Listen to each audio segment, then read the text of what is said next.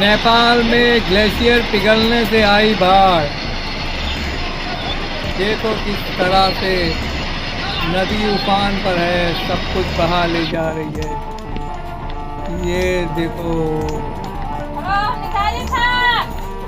2000 से ज़्यादा लोग लापता हैं, 400 से ज़्यादा लोग मर गए हैं।